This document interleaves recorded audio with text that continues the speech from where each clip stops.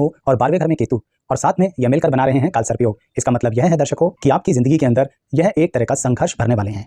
जैसे ही आप यह शब्द सुनते हैं हमेशा नेगेटिव हो जाते हैं, हमेशा आपको लगता है लो जी हो गया काम, अब तो जिंदगी स्ट्रगल से भरी हुई है और यह तो हम जानते हैं इसमें क्या खास बात है। आप यह नहीं समझना चाहते कि यह कालसर्प योग आपकी कुंडली में संघर्ष के साथ साथ फायदा भी देना चाहता है। मेहनत कौन नहीं करता, क्या सबको अपनी मेहनत का फल मिलता है? कई बार पूरी जिंदगी मेहनत करने में ही निकल जाती है। लेकिन यह जो कालसर्प योग है ना, जो आपकी कुंडली में बन रहा है, जिसका नाम है महापदम कालसर्प योग, यह छठे घर में राहु और 12वें घर में केतु के कारण बन रहा होता है दर्शकों, और यह आपकी जिंदगी में बहुत तरक्की देना चाहता है। लेकिन जैसा कि मैंने कहा, संघर्ष करवाना चाहता है। इसका मतलब कॉम्पिटिटिव मार्केट के अंदर आपको हमेशा रहना पड़ेगा। अगर आपने चाहा कोई काम बड़े सरल तरीके से हो जाए, सॉफ्टली हो जाए, ज्यादा सर ना खपाना पड़े, तो फिर आप भूल जाइए कि आप कभी सक्सेस का मुंह देखेंगे। क्योंकि दर्शकों, महापदम कालसर्प योग के अंदर आपको लड़कर झगड़कर कॉम्पीट कर ही सक्सेस मिलेगी। अब फिर से इस बात को नेगेटिव मत लेना कि लड़ाई झगड़ा करना ही हमारी फितरत है। मैं तभी कह रहा हूं, चीजों को समझने का एक अंदाज होता है। क्या कंपटीशन मार्केट के अंदर कॉम्पीट करना एक तरह का लड़ाई झगड़ा नहीं है? बिल्कुल है, लेकिन पॉजिटिव एटीट्यूड की तरह।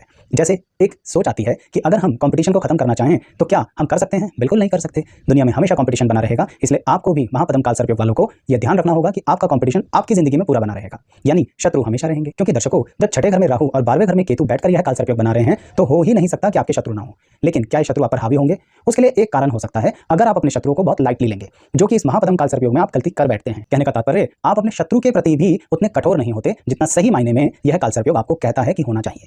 क्योंकि आपके शत्रु कहीं बाहर से निकलकर ही नहीं आते, घर में से ही निकल कर आते हैं। आपके जो प्रियजन होते हैं वही आपके शत्रु बनते हैं। आपके जो बहुत करीब रहने वाला व्यक्ति, जिसे आप मित्र कह सकते हैं, आप अपना सहयोगी मान सकते हैं, नौकरी में यानी जॉब में जिस जूनियर को आपने सबसे ज्यादा ट्रेनिंग दी, जिसको सारे काम सिखाए, इवन जिसकी अप्रोच भी सीनियर लेवल तक लगाई, वो होगा आपका शत्रु।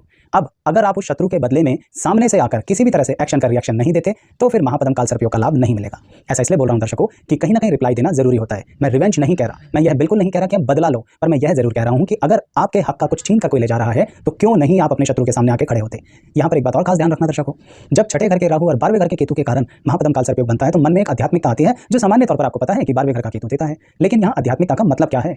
एक बात सोचिए, हमारे इतिहास में, हमारे ग्रंथों में जो बड़े बड़े योद्धा होते थे, क्या वो सिर्फ लड़ाई करना ही जानते थे? क्या Do you want to become a business analyst? करके आराधना करना नहीं जानते थे? पर वो दोनों बातों को मिक्स नहीं करते थे ना। कहने का तात्पर्य, युद्ध के मैदान में आराधना नहीं करेंगे और आराधना वाली जगह पर युद्ध नहीं करेंगे। आपको ही ऐसा संतुलन करना होगा दर्शकों। कोई आकर आपकी जगह नहीं करने वाला, यानी आपको अपनी कंपटीशन वाली जगह पर कॉम्पीट ही करना है। यह बात मैं इतने विस्तार से इसलिए समझा रहा हूं क्योंकि आप करते नहीं है ऐसा, और यही इस महापदम कालसर्प योग की कमी हो जाती है। देना बहुत कुछ आता है, आप लेते ही नहीं है, तो युद्ध तो करना पड़ेगा।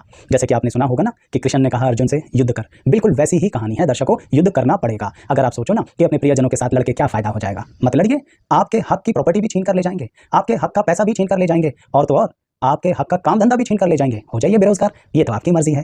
तो महापदम कालसर्प योग के अंदर ऐसी परिस्थितियों को बचपन से ही झेलना शुरू कर देते हो। यही कारण होता है दर्शकों कि आपको बचपन में ही एक तरह की नेगेटिविटी फील होती है। आपको लगता है आपको तो कोई अप्रिशिएट ही नहीं कर रहा, क्योंकि आप एप्रिसिएशन की उम्मीद कहां करते हो? अपने परिवार में, जो गलत भी नहीं है, लेकिन आपके बजाय किसी और को ही सारा क्रेडिट मिल जाता है। आपके हुए काम का भी और आपके किए हुए काम का भी क्रेडिट कोई और ही ले जाता है। यही बात जिंदगी में आगे भी चलती है जब आप एजुकेशन फील्ड में, स्कूल में आते हैं, कॉलेज में आते हैं। लेकिन अगर आप कभी भी उसके बारे में विचार करके रिएक्शन देना शुरू कर देंगे तो लोग आपके बारे में नेगेटिव बोलना शुरू करेंगे। कौन से लोग? आपके वही करीबी प्रियजन, जिन्हें लगता था आप तो पलट के जवाब देते ही नहीं, बड़े ही साधु सन्यासी व्यक्ति हैं। उन्हें उम्मीद नहीं थी कि इस साधु सन्यासी व्यक्ति के कंधे पर तीर कमान भी है, यह उसे चला सकता है। इसलिए कह रहा हूं दर्शकों, उस तीर कमान को निकालिए और चलाइए। मेरी बात अगर जरा सी भी आपको समझ में आ रही है तो कमेंट बॉक्स में जरूर लिखकर बताना जिन लोगों ने अपने व्यक्तित्व में ऐसे परिवर्तन किए हैं और फिर उसके कारण उनकी लाइफ में क्या चेंजेस आए हैं। डिटेल में बताना कमेंट बॉक्स में, जिससे पता लगेगा ये महापदम कालसर्प योग एक्चुअली में आपको उस राह पर ले जाकर खड़ा कर देता है कि देख लो भाई, अब अगर युद्ध करना है तो करो, कॉम्पीट करना है तो करो, एग्जाम देना है तो दो, और अगर भाग जाना है छोड़कर तो वो आपकी मर्जी।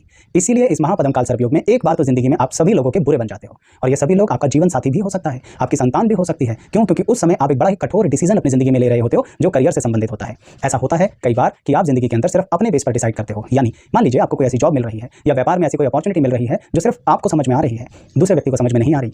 ऐसी परिस्थिति में घर वाले तो नाराज होंगे कि आप नौकरी करने के लिए इतनी दूर क्यों शिफ्ट हो रहे हो, व्यापार में भी आप एकदम से फील्ड बदलने जा रहे हो, घर वाले तो नाराज होंगे। लेकिन यह महापदम कालसर्प योग आपको जिंदगी में इतने अनुभव दे चुका होता है कि आप रिस्क लेने के लिए तैयार हो जाते हो। मैं मानता हूं बाकी ग्रह बहुत प्रभाव दे रहे होंगे, लेकिन उस समय आप चारों दिशाओं में देखकर अपनी समझबूझ से आगे बढ़िए। कई बार जो नेगेटिव थॉट्स आपको दिए जा रहे होते हैं, नेगेटिव थॉट्स लोग आपको कह रहे होते हैं या आपसे बार बार कह रहे होते हैं कि आप नहीं कर पाएंगे, आप इतनी हिम्मत मत करो, आप इतना रिस्क मत लो, आप बिल्कुल ऐसा काम कर रहे हो जो बर्बादी की तरफ जा रहे हो, तो थोड़ा सोच लो। मना नहीं करता, लेकिन लड़खड़ाना नहीं, थोड़ा सा विचार एनालिसिस करके आगे बढ़ना, क्योंकि आपकी कुंडली में महापदम कालसर्प योग छठे घर में बैठे हुए राहु और 12वें घर में केतु के कारण है। यानी माया के साथ साथ आपको राम का भी संतुलन बनाना है। यहाँ पर शब्दों पे मत जाना। कहने का मतलब ये है कि आपको नाम भी कमाना है और आपको माया भी कमानी है, और दोनों चीज़ों का संतुलन बनाकर चलना है। ऐसा इस काल सर्पयोग की जड़ों में है। लेकिन अगर आप कोई भी एक ही चीज़ की तरफ जाते हो तो भी गलत कर दोगे। यानी जैसे मैंने माया और राम बोला ना, इसका मतलब ये है कि जहाँ पर आप मान सम्मान, कल्चर, इन लोगों को लेके चलते हो उसे कहते हैं राम। यानी कि आप पूरी तरह से मान सम्मान, अपनी परंपराओं को आगे बढ़ा रहे हो। माया मतलब अर्निंग। अब अगर आप सिर्फ अर्निंग की तरफ ध्यान दोगे और कल्चर से कॉम्प्रोमाइज करोगे, यानी अगर आप किसी भी तरह से बेईमानी पे उतर कर आओगे तो गड़बड़ हो जाएगी। ऐसे ही सिर्फ आप अध्यात्म पर ही ध्यान दोगे, माया पर ध्यान नहीं दोगे तो भी दिक्कत आएगी। मिलने वाला नहीं है फिर आपको अध्यात्म, यानी अध्यात्म की राह पर तरक्की होगी ही नहीं। कैसी तरक्की? मानसिक शांति ही नहीं मिलेगी। तो दर्शकों, यह संतुलन ही यह काल सर्पयोग आपसे डिमांड करता है, जो बेसिकली आप करते नहीं है। कई बार इस काल सर्पयोग के कारण आपको बहुत अकेलापन लगेगा, लेकिन घबराना नहीं, आपकी जिंदगी में वो अकेलापन भर दिया जाएगा इसी काल सर्पयोग के फल के कारण। पर भरा किस तरह से जाएगा ये मैं अभी बताता हूं। उससे पहले एक बात कहूंगा, अगर आपके किसी करीबी व्यक्ति का कोई और काल सर्पयोग है तो आइए हमारे इस चैनल पर सब्सक्राइब कीजिए, प्लेलिस्ट पर आइए, आपको काल सर्पयोग से संबंधित वीडियोस मिलेंगी। कहां मिलेंगी? 3 तरह की प्लेलिस्ट है। पहली प्लेलिस्ट है शुभ अशुभ योगों से संबंधित, जिसके अंदर काल सर्पयोग की वीडियोस हैं कि हर भाव में अलग अलग काल सर्पयोग कैसा फल देता है। ऐसे ही एक दूसरी प्लेलिस्ट है जो सिर्फ और सिर्फ राहु ग्रह से संबंधित वीडियो की है, यानी राहु किसी भाव में बैठकर क्या करते हैं हमारी जिंदगी में। ठीक ऐसे ही एक तीसरी प्लेलिस्ट है जो केतु ग्रह से संबंधित है, जो बेसिकली हमारी जिंदगी में हमसे चाहते क्या है वह बताने की कोशिश करी गई है भावानुसार। तो इसलिए उन वीडियोस को देखिएगा, अपनी कुंडली पर अप्लाई कीजिएगा। पसंद आए तो लाइक शेयर सब्सक्राइब तो करना है, साथ ही कमेंट करके भी जरूर बताया करें कि आपकी कुंडली में वो कितना अप्लाई हुआ। तो मैं यह कह रहा था दर्शकों कि कहीं ना कहीं यह काल सर्पयोग हमारी जिंदगी में किस तरह से हमारी जिंदगी को आगे लेके जाना चाहता है, क्या खास बात है जो वो ध्यान दिलाना चाहता है, उसके बारे में अकेलापन पैदा तो हो जाता है, पर वो भरेगा कैसे? वो भरेगा इस तरह से दर्शकों कि आपको सिर्फ और सिर्फ अपने कर्म क्षेत्र पर ही ध्यान देना है।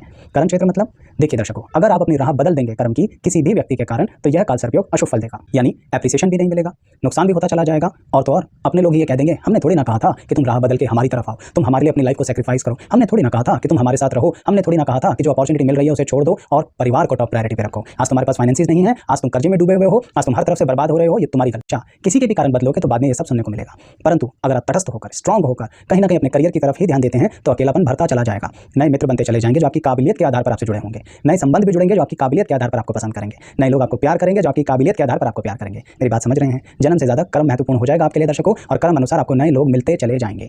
एक और बात, जब छठे घर में राहु बैठा है और 12वें घर में केतु बैठा है तो इस काल सर्पयोग के कारण कई बार कर्जा बिना वजह चढ़ा देता है। बिना वजह इसलिए कह रहा हूं कि आप अपने लिए कर्जा नहीं लेते, अपनों के लिए कर्जा लेते हैं कि चलिए इस व्यक्ति का बिजनेस सेटअप करवा देता हूं, मुझे आसानी से बैंक से लोन मिल रहा है क्योंकि मेरी क्रेडिट रेटिंग बड़ी अच्छी है। ऐसी बेवकूफियां मत किया करो, आप बर्बादी की तरफ जाने के लिए कदम बढ़ा चुके हो। क्षमा चाहूंगा इस तरह से कहने के लिए, लेकिन जिन्होंने कदम बढ़ाया और नुकसान झेला, जरा बता देना कि वो व्यक्ति आपके द्वारा दिए गए कर्जे से कर क्या रहा था? क्या सही में अपनी मेहनत कर रहा था? क्या वो डिजर्व करता था कि आप अपने लाइबिलिटीज को बढ़ाते हुए अपने नाम से उधार लेकर उसको पैसा दे दें और वो काम कर ले? इसलिए कह रहा हूं दर्शकों, बिना वजह अपनी जिंदगी में कर्जा लेकर आते हो, क्योंकि जो वजह से कर्जा लाते हो ना वो तो आप हमेशा निपटा देते हो, यानी अपने व्यापार से संबंधित, अपनी लाइफ से संबंधित जो जरूरी कामों के लिए कर्जा लेते हो वो तो दिक्कत नहीं आती, फिर क्यों दोष देते हो काल सर्पयोग को? इसीलिए काल सर्पयोग को समझना बहुत आवश्यक होता है, क्योंकि मैं बार बार हर एक वीडियो में काल